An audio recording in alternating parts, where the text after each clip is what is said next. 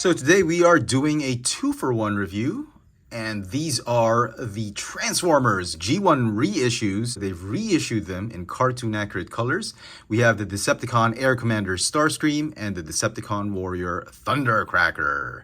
Now I picked up Thundercracker from Robo, and I picked up Starscream from Toys R Us at Vivo City in Singapore. Let's get these bad boys out of packaging. And here are both G1 Starscream and Thundercracker out of the box. And, you know, they may not look much in today's standard because here they are both with the War for Cybertron trilogy, Earthrise, Thundercracker, and Starscream, respectively. These are Voyager class figures. These would probably be deluxe class figures back in the day.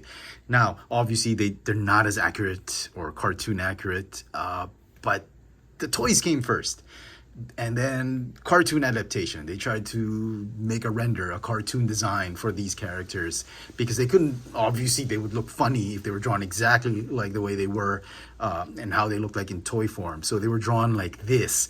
But back in the day, man, these two figures, if you had them growing up as a kid, I mean, you were very popular in class, if you brought them to school, or just in the block when you would play, go over to a friend's house and you'd have the Seekers. Oh my God, these things were gold back in the day. And, you know, I had Thundercracker when I was growing up, and it was my first Decepticon, and it didn't look anything like this.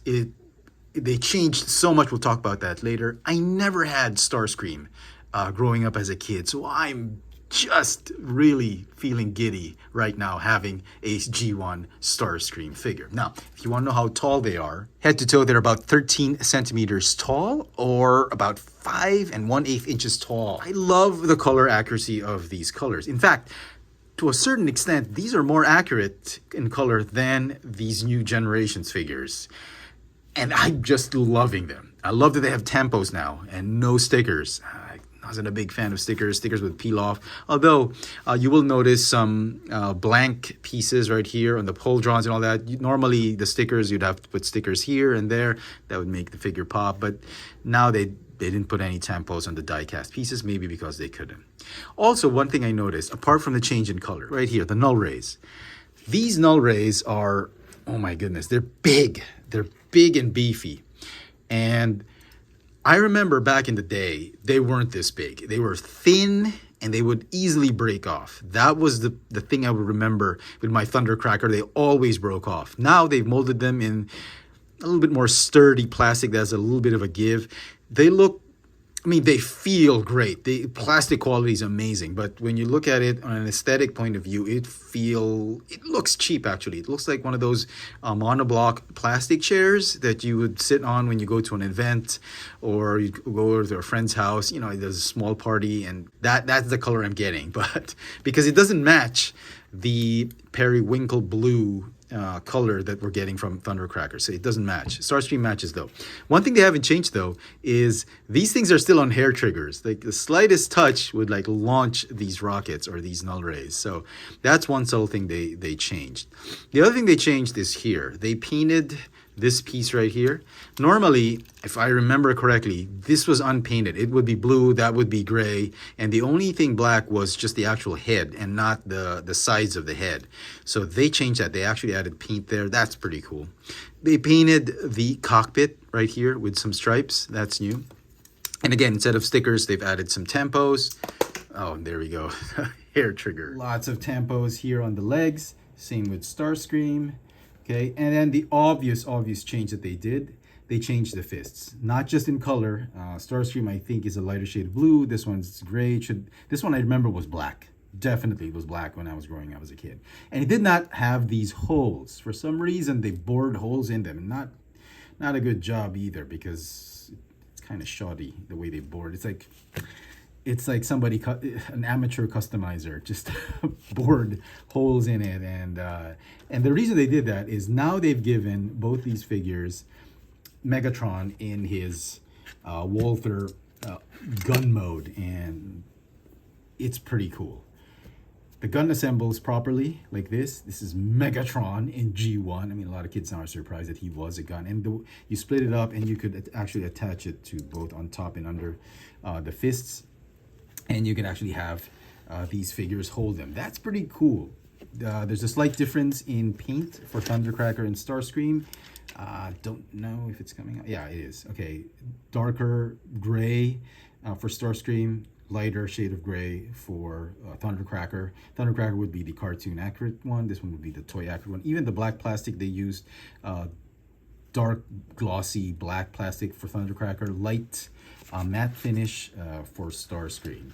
So very, very subtle differences, and I don't know, for some reason it just changes how I look or my opinion about these figures. Maybe because I'm older now, and back then I couldn't appreciate these figures for what they are, but nowadays, man, these things, if you're trying to find Thundercracker or any Seeker, Starscream for that matter, for mint condition or in pristine condition, is gonna go for bonkers on the secondary market. I kid you not.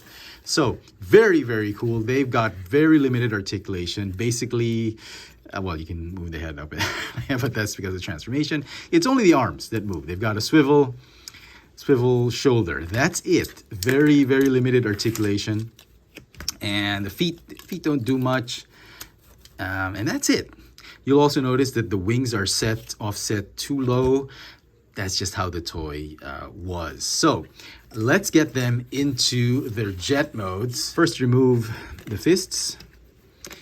And then, well, the instructions tell you to remove the wings, but you don't really have to. You just need to swivel them. This. The arms are just going to swivel back like this. These flaps are going to swivel. They're actually removable as well. They swivel. The feet collapse like that. So you've got some die-cast wheels right here and a die-cast chest. Now this piece right here, oh man, they didn't do a good job with this one. A little bit, I think it should have been cut a little bit more. It's rubber cone, nose cone for safety reasons.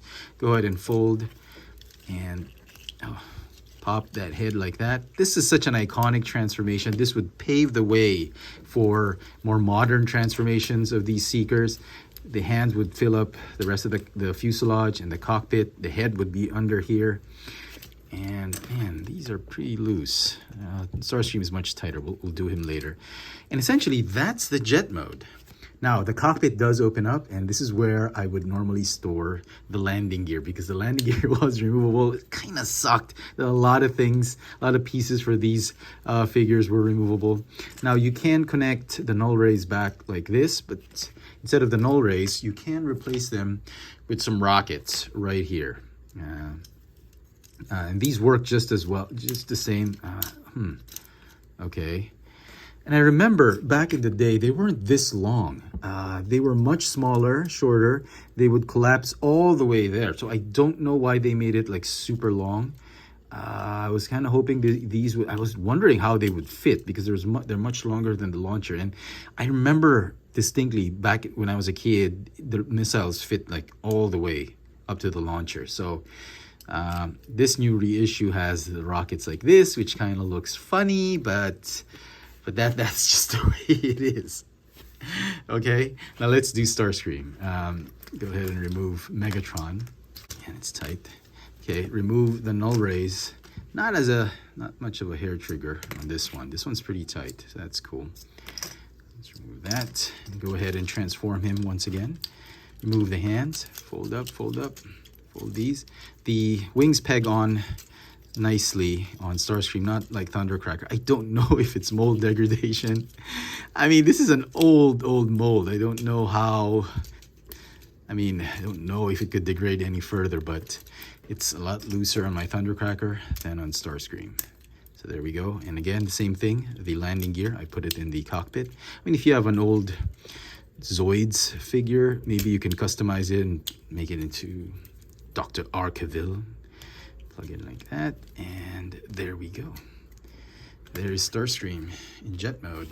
And just like Thundercracker, you can put these underneath and just plug these missiles in. Yeah, they definitely changed the missiles. So, yep, no stickers anywhere. No tempos. The tempos are on the wings, the Decepticon logo, and that's it. I wish they could have put more tempos here, but I think, I don't know, maybe budget constraints. So, all these pieces, they'll have to go in a bin somewhere if you're going to keep them both in, if you're going to keep both in jet mode. It's kind of a shame. Oh, when I was a kid, what I do was I put so I wouldn't lose these fists. I would just squeeze them here, just underneath this piece right here. That's where I would store them. So I could, I didn't have to store the hands somewhere in a baggie or whatever. So they kind of still work. It's a little bit tight, actually, much tighter than back in the day. So I think it's because they remolded the fists. That's why they're kind of not fitting now. But you can still, technically, you can still store them there. And no one would be the wiser if you display them in jet mode. The hands would be right there. So interesting. They still look cool even today. Those colors really pop right now. And if you just want a size comparison, let me give you a Generation Seeker. Here is G2 Sandstorm, or the Ramjet mold. Yeah, they're about the same size.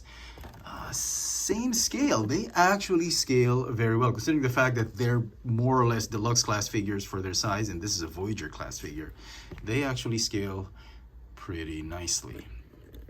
And so some final thoughts on these two G1 reissues of the Seekers, Starscream and Thundercracker, in their Transformers the movie cartoon accurate colors. I'm really enjoying these G1 figures. Back in the day, I didn't like them as much, but with just the slight change of color, more cartoon accurate, a few accessories added here and there, I'm loving these figures. I'm just so happy to have them once again. And I mean, Thundercracker, there's a special place in my heart for him because he was my first Decepticon G1 Transformer, and I've never had Starscream. So you can imagine how excited I am to just have these two G1 Transformers. And, I didn't have to pay so much just to get them.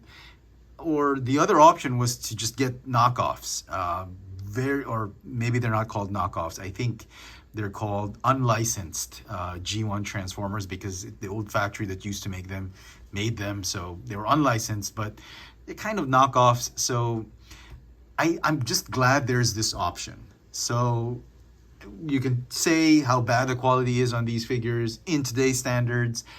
They're not as great, but for me, for somebody who grew up watching Transformers back in the 80s, Saturday morning cartoons when you were a kid, these two figures mean a lot to me, and I think that's the main draw for these G1 reissues. It's really for those who grew up in the 80s, and not so much for those who grew up with the more modern Transformers. But that's not to say that for the younger kids out there, for the younger collectors out there, that you're not supposed to buy these. You definitely, I think, should give them a chance so you can see how toys or how figures were back in the day when it was literally impossible to get figures anywhere. There were only a few stores that sold figures. If you grew up here in Manila, in the Philippines, I don't know if you remember this. If you're old enough to remember this, back in the day, the only place you could get Transformers was either you go to the US or you go to Japan, or only three places in Manila. One is Divisoria. Divisoria is Chinatown. That's where back then, before the knockoffs flooded the scene, legit stuff were sold there, and there was one of the only places you could get it. The other place you could get some Hasbro stuff was a place called Cash and Carry. Cash and Carry, one of the oldest existing supermarkets out here. If you're old enough to remember what Cash and Carry was back then you're probably my age. That was probably one of the places you could get Kenner and Hasbro figures. And the other place where most collectors would frequent is a store called Nova Fontana. They had two branches, one in Makati City, and one in Green Hills. Man, back in the day, Green Hills was already a collector's haven. But Nova Fontana started it all. Before Hobby Corner, before R Toys, before all these hobby shops, it was Nova Fontana. If you're old enough to remember, Man, those were good times. Unfortunately, that store closed a couple years before the pandemic, or I think a year before the pandemic, they closed.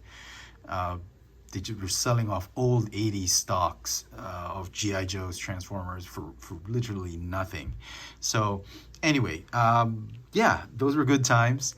And if you're a current collector right now, you're a younger collector, you know, it'd be nice if you try to pick up one of these things and just to see what started it all. These were the figures that launched a revolution of toys that transformed from vehicle to robot and back. Transformers, more than meets the eye. So very, very happy to get these figures. In today's standards, easily these are 6 or 7 out of 10. They're not that great, but if you put in a lot of the nostalgia factor, coupled with the fact that they're now cartoon accurate, I think they're an easy 9 out of 10. And they're just a lot of fun right now. Lots of nostalgia, lots of old childhood memories, Saturday morning cartoons, man.